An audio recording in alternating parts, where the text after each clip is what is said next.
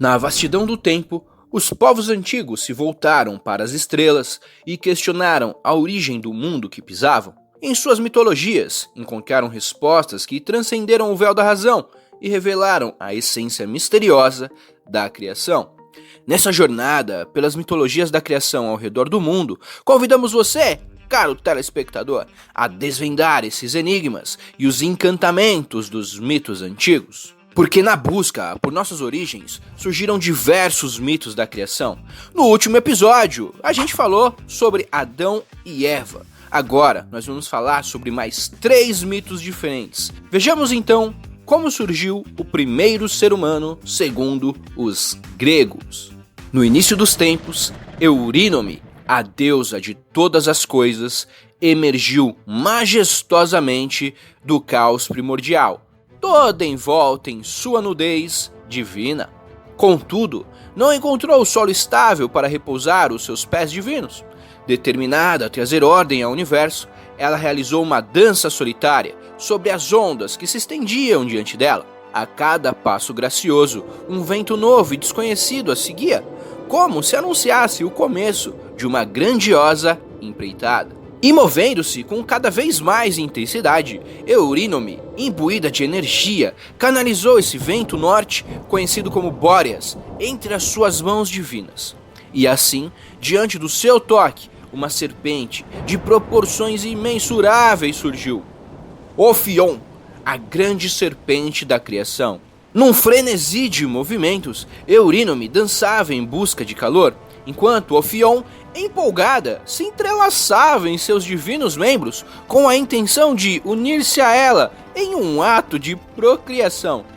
Dessa união, o vento norte, Bóreas, fertilizou a deusa, dando origem a uma nova vida. Em seguida, assumindo a forma de uma pomba, Eurínome depositou o ovo universal, incubando habilmente sobre as ondas tumultuosas.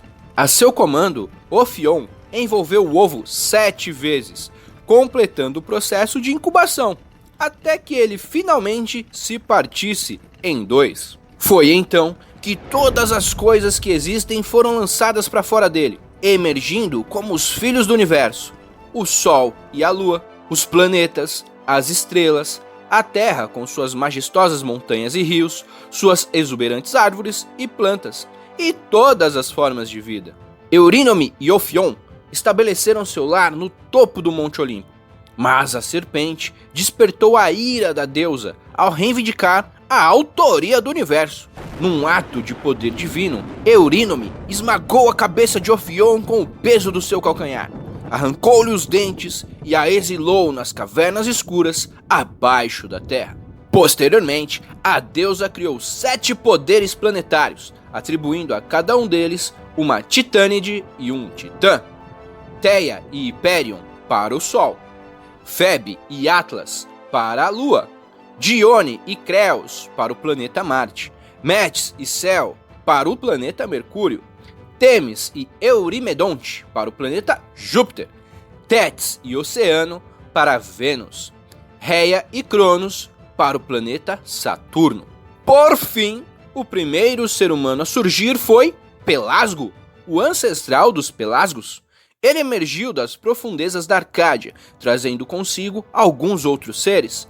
Pelasgo, em sua sabedoria ancestral, ensinou-lhes a arte de construir cabanas, alimentar-se dos frutos do carvalho e confeccionar túnicas de couro de porco, como aquelas que ainda são usadas pelos mais humildes na Eubéia e na Fócida. Então, nesse ponto, eu acho que você já reparou que existem algumas coisas semelhantes ao mito da criação do último episódio, sobre Adão e Eva e a criação divina, não reparou? Meus caros espectadores, isso não é uma mera coincidência. Apesar de algumas diferenças, a essência dos mitos da criação permanece a mesma. Para a gente começar a se aprofundar nesses assuntos, eu acho que cabe uma breve explicação sobre o que é o mito. Mas primeiro, eu sou o Douglas Calado e seja muito bem-vindo e muito bem-vinda ao canal Calado Só Que Não. Hoje a gente está chegando no nosso 18º episódio, que é a continuação do episódio anterior. Então se você ainda não assistiu, dá uma olhada lá para a gente poder seguir investigando a origem da humanidade. Não esqueça de deixar aquele like maroto, que ajuda demais o tio aqui, se inscreve no canal e bora participar dessa jornada na busca pelas nossas origens. Os mitos são histórias sagradas que permitem uma interpretação da nossa realidade a partir da natureza humana e busca explicações em algo que é divino. Durante muito tempo foi uma espécie de conhecimento secreto, protegido por guardiões como xamãs e sacerdotes, algumas pessoas a quem havia sido revelado os segredos da vida e, por que não dizer, também os segredos da muerte. Os mitos, eles agem como uma metáfora e são altamente flexíveis. São versões em miniatura do cosmos ao nosso redor. Nas palavras da antropóloga Maya Deren, os mitos são os fatos da mente manifestos em uma ficção sobre o assunto. É como se a nossa mente pegasse os fatos ao nosso redor e criasse uma história, uma ficção sobre aquilo que a gente vê na nossa própria realidade. Então, nessa jornada pelas mitologias da criação, a gente vai explorar outras narrativas que vão permear essa rica tapeçaria da humanidade, revelando pra gente algumas verdades ocultas e alguns mistérios primordiais. Então você já percebeu que a gente vai entrar em um mundo vasto e cheio de formas de explicar a realidade que nos cerca a partir da imaginação e da inventividade humana ao longo do tempo. Vamos descobrir diversas culturas e mundos completamente diferentes do nosso. Ou, como vocês irão perceber, talvez nem tão diferente assim. Voltemos ao mito lá da criação dos Pelasgos, beleza? Tentando entender que esse é um sistema religioso antigo, onde não existiam deuses nem sacerdotes, apenas uma deusa universal e as suas sacerdotisas, sendo a mulher o sexo dominante e o homem uma figura assustada e submissa. Nesse sistema antigo, a paternidade não era tão valorizada, e a concepção da vida era atribuída a diferentes elementos, como o vento, a ingestão de feijão, ou até mesmo a um acidente envolvendo algum inseto. Por mais estranho que pareça ser, a partir desse mito, podemos perceber que a herança humana seguia uma linhagem matrilinear, e as cobras eram consideradas encarnações dos mortos. A deusa era associada à lua visível, ela era chamada Eurínome, que significa vasta perambulação, alguém que fica por aí vagueando. E agora é que vem um ponto interessante. Essa deusa tem origem na Suméria, onde era chamada de Yahu, que posteriormente vai ser transferido para o nome do deus monoteísta, que é muito familiar a alguns de vocês, Jeová ou Yahvé, que ficará conhecido como o Criador. Outra curiosidade é que a pomba, símbolo de Eurínome, foi o animal que Marduk, deus supremo babilônico, simbolicamente cortou em dois durante o Festival da Primavera, marcando aí a inauguração de uma nova ordem mundial. E que nova ordem mundial era essa? Aguarde, porque a origem do homem mesopotâmico vem logo em seguida, hein? Então aguenta aí. Porque agora a gente vai precisar falar da serpente, pois ela estava presente no mito da criação bíblico também, você se lembra dela? Ophion também era conhecido como Bóreas. Trata-se de uma serpente primordial. Ela está presente lá nos mitos hebraicos, né, como no mito de Adão e Eva, nos mitos egípcios, e de certa forma ela é uma coautora do universo nesse mito dos Pelasgos. Na arte primitiva da região do Mediterrâneo, a deusa Eurínome frequentemente é retratada ao lado dessa serpente. Os Pelasgos, por sua vez, eram considerados filhos da terra, e há indícios de que poderiam ser um povo do Neolítico, conhecido como mercadorias pintadas. Provavelmente, vindos ali da região da Palestina, eles chegaram à Grécia continental por volta ali do ano de 3500 a.C. Mais ou menos 700 anos depois, os primeiros helênicos imigrantes provenientes da Ásia Menor e das Cíclades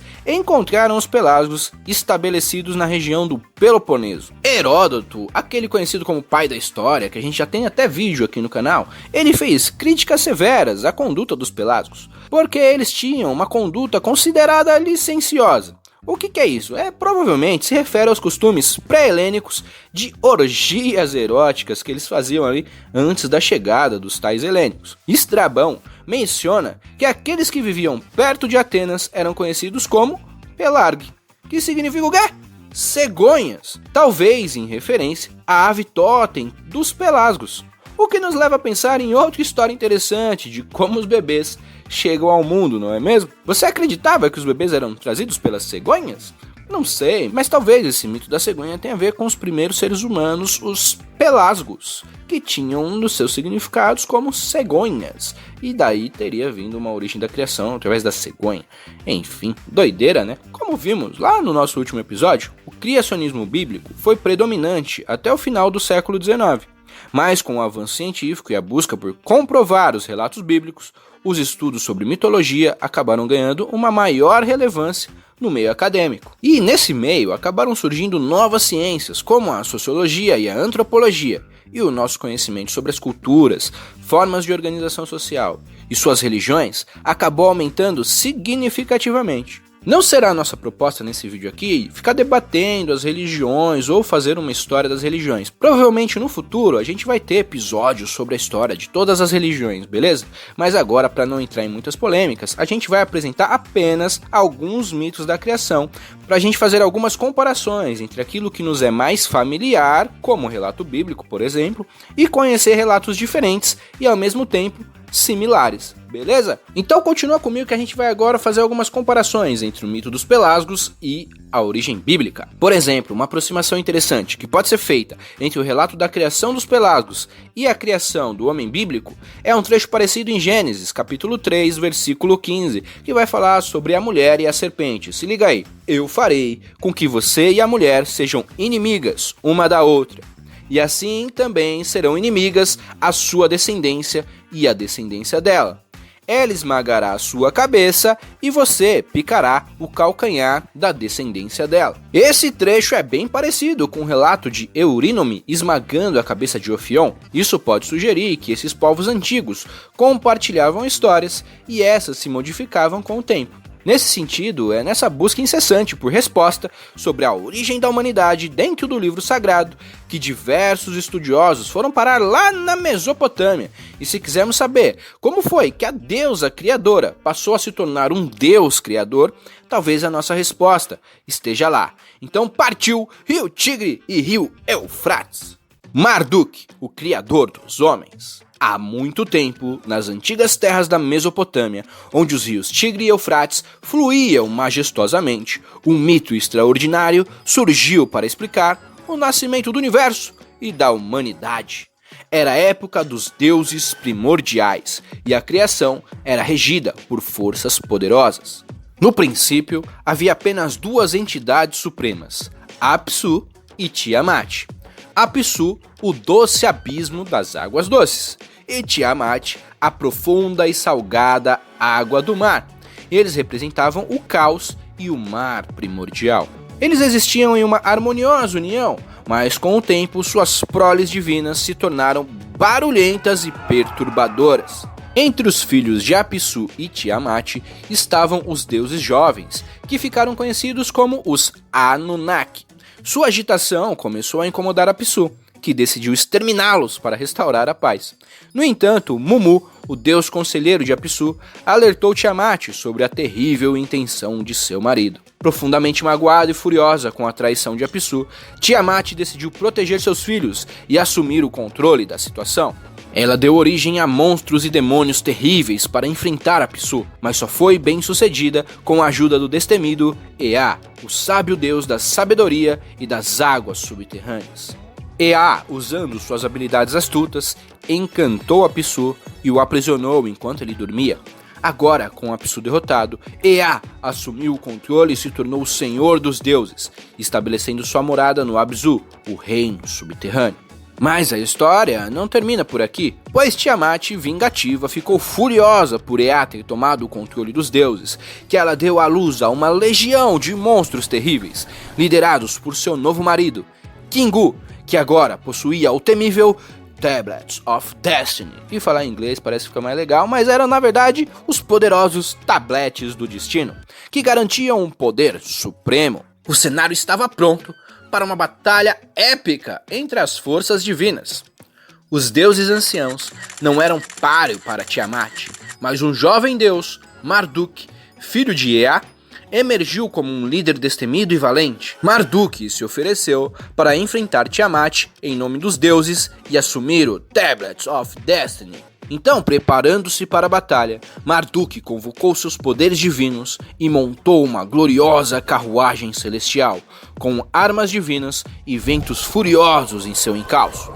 Enquanto Tiamat avançava com seus monstros, Marduk empunhou sua lança com destreza e coragem. A batalha foi feroz e implacável, mas com habilidade e astúcia, Marduk derrotou Tiamat, perfurando-a com sua lança e dividindo seu corpo em duas metades. Com a vitória, Marduk criou os céus com uma das metades de Tiamat e com a outra metade ele criou a terra.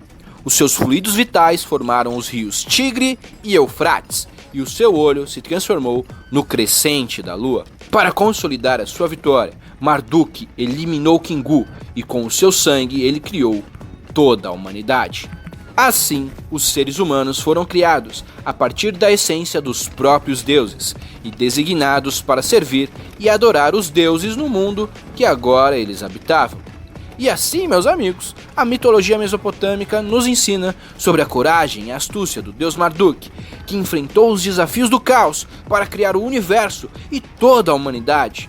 E essa narrativa mítica durou durante muitos e muitos séculos, lembrando a gente das origens da criação e dessa complexa relação entre deuses e homens na antiga Mesopotâmia. Tem certeza disso? Será que é só isso mesmo? Vamos dar uma olhada aqui, porque essa narrativa do mito mesopotâmico sobre a criação, que envolve a figura de uma deusa primordial, Tiamat, nos permite refletir sobre a transição de uma sociedade matriarcal para uma sociedade patriarcal. Tiamat era uma representação do poder feminino e de uma ordem caótica primordial. Personifica a influência matriarcal presente no início da humanidade. Ao longo da história, a gente vê que algumas sociedades antigas possuíam estruturas sociais matriarcais, nas quais as mulheres é que vão desempenhar um papel central na tomada de decisão, nas práticas religiosas e até na transmissão do conhecimento ancestral. Mas acontece alguma coisa que vai mudar as dinâmicas do poder e vai levar à ascensão de estruturas patriarcais.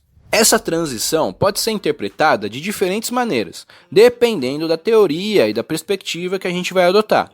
Alguns estudiosos argumentam que a mudança de uma sociedade matriarcal para uma sociedade patriarcal refletiu a emergência de um sistema de controle masculino, no qual o homem vai passar a ocupar posições dominantes em diversas esferas da vida social. Essa transformação também pode ter sido influenciada por fatores como a prática da agricultura, a divisão do trabalho, a guerra e a formação de hierarquias sociais muito mais complexas. E aqui é interessante a gente observar que, à medida que ocorria a transição para uma sociedade patriarcal, a figura feminina primordial, personificada por Tiamat ou até a Eurínome, muitas vezes era reinterpretada ou relegada a um papel secundário. O poder feminino, antes venerado, passou a ser diminuído ou associado a aspectos negativos, enquanto o poder masculino e a figura dos deuses masculinos ganharam maior destaque e centralidade. Mas é importante também ressaltar que a interpretação desses mitos e a análise das mudanças sociais não são conclusivas, tá? Pois há diferentes teorias e abordagens que podem oferecer ideias diferentes.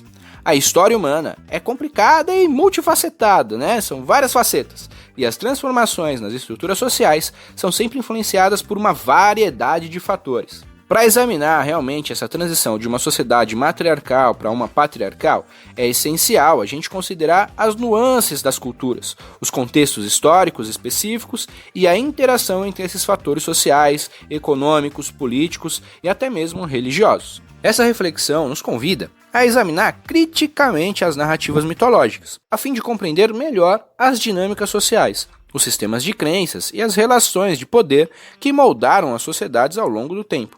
Outra curiosidade é que Tiamat pode ter sido usada como referência para a criação do Leviatã, que aparece nos livros de Jó e Isaías, e que citam esse monstro com forma de serpente, dragão marinho ou em algumas culturas pode ser um polvo, como o antigo Kraken. O Leviatã também vai ficar famoso como o nome de um livro de um filósofo inglês chamado Thomas Hobbes, mas isso aí já é outra história que a gente chega lá quando for falar do século XVI, beleza? Porque até agora a gente ainda está em antes de Cristo. Bom, agora que a gente já falou de uma criação do mundo europeia e também já falou de uma asiática, agora a gente vai partir direto para a África, onde uma cultura bem conhecida do povo brasileiro também possui um mito da criação, muito interessante.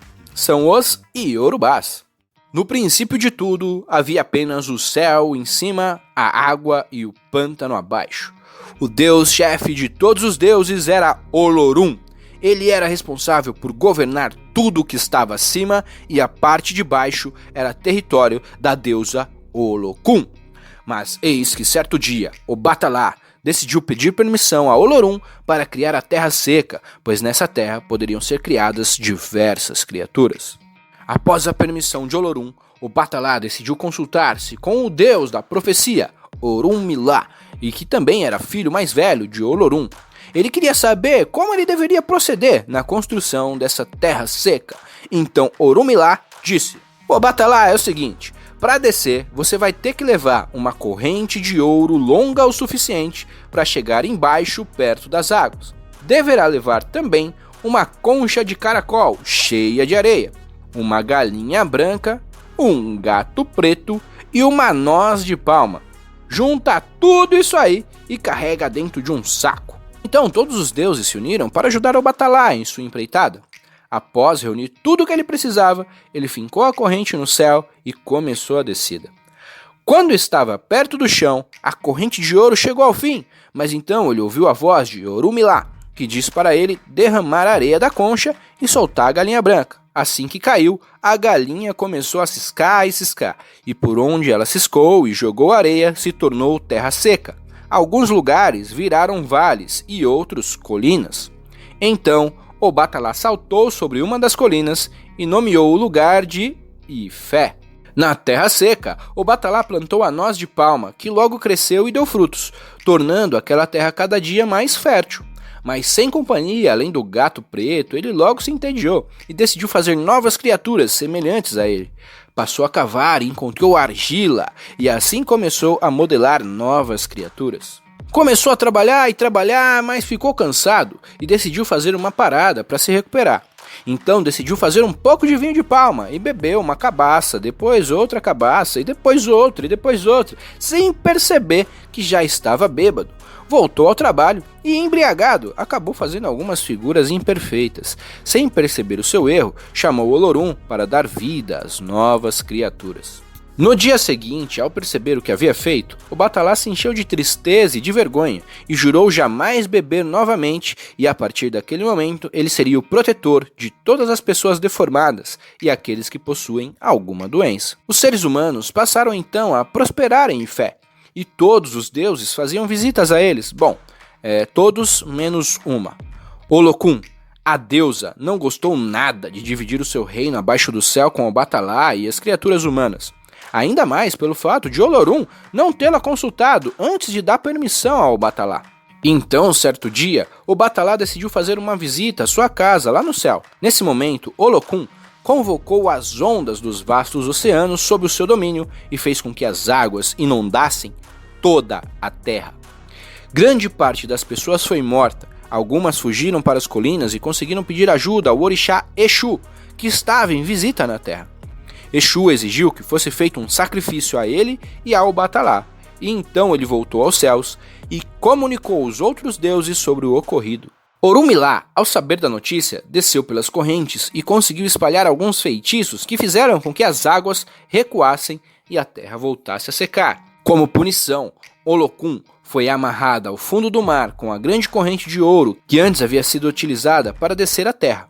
O mar se tornou seu reino e ela vive em companhia de uma gigantesca serpente que coloca a cabeça para fora das águas em toda a lua nova. E essa história da criação dos seres humanos pelos Yorubás suscita várias reflexões e traz consigo também algo bem familiar, como a inundação feita por Olokun, que é muito semelhante ao relato bíblico, e a deusa ser acorrentada no fundo do mar e conviver com uma serpente, que é outro tema recorrente, né? E aqui eu gostaria de deixar bem claro que todos esses mitos da criação aqui apresentados são apenas algumas versões, e se a gente fosse aprofundar ainda mais em nossas pesquisas, a gente vai chegar a várias formas desses mesmos mitos. É preciso lembrar que durante muito tempo todas essas histórias foram contadas de geração em geração através da oralidade, de orelha a orelha, e muita coisa foi transformada ao longo do caminho. Nesse caminho de mitos da criação da história humana, precisamos avançar para algo mais científico, Pois aqui nesse vídeo a gente abordou 3 mitos da criação dos seres humanos a partir de povos diferentes. Com certeza a gente teria uma infinidade de outros mitos da criação e de outros povos, e a gente poderia sair contando essas histórias para todos sempre enquanto existir humanidade. E em breve eu vou preparar um conteúdo reunindo um grande número de mitos da criação para quem se interessar, beleza? E se vocês quiserem também eu posso abrir uma sessão só sobre mito da criação e mitologia, tá bom? Mas agora a gente precisa descobrir, afinal, depois de tantas histórias, como os seres humanos surgiram, quais são as nossas origens. Vamos descobrir juntos no próximo episódio que começa agora. Te espero lá!